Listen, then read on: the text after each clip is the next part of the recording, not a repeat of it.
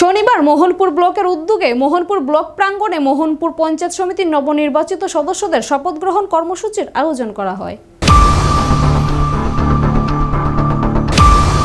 এদিনের এই শপথ গ্রহণ অনুষ্ঠানের মধ্য দিয়ে মোহনপুর পঞ্চায়েত সমিতির নবনির্বাচিত 13 জন সদস্য শপথ গ্রহণ করেন। মোহনপুর পঞ্চায়েত সমিতির চেয়ারম্যান হিসেবে শপথ গ্রহণ করেন রাকেশ দেব এবং ভাইস চেয়ারম্যান হিসেবে শপথ গ্রহণ করেন সঞ্জীব কুমার দাস। তাদের শপথ বাক্য পাঠ করেন সিনিয়র ডেপুটি ম্যাজিস্ট্রেট পশ্চিম ত্রিপুরা জেলা। অনুষ্ঠানে উপস্থিত ছিলেন স্থানীয় বিধায়ক তথা ত্রিপুরা রাজ্য সরকারের বিদ্যুৎ ও কৃষি দপ্তরের মন্ত্রী রতনলাল নাথ, পশ্চিম ত্রিপুরা জেলা পরিষদের নবনির্বাচিত সদস্য জয়লাল দাস, এসডিপিও মোহনপুর বিজয় সেন। এদিনের এই শপথ গ্রহণ অনুষ্ঠানে মন্ত্রী রতনলাল নাথ বলেন, জনগণ যেন পঞ্চায়েতমুখী হয় তার জন্য সবার সমস্যা শুনতে হবে, পাশাপাশি বিস্তারিত প্রতিক্রিয়া ব্যক্ত করেন বিভিন্ন বিষয়ে। যাতে আজীবন মানুষ স্মরণে রাখে।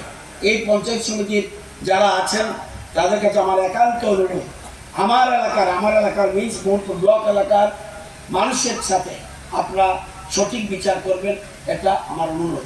যারা আপনারা এসেছেন আপনাদেরও দায়িত্ব কর্তব্য আছে, শুধু পঞ্চায়েত সমিতি একা পারবে না, সবাই আপনারা তাদের পাশে দাঁড়াতে হবে, তাইলেই তারা পারবে।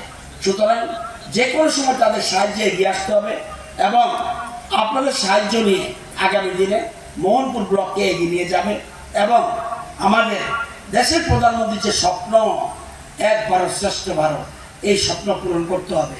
আমরা বর্তমানে সারা বিশ্বে অর্থনীতির 5ম স্থানে রয়েছি।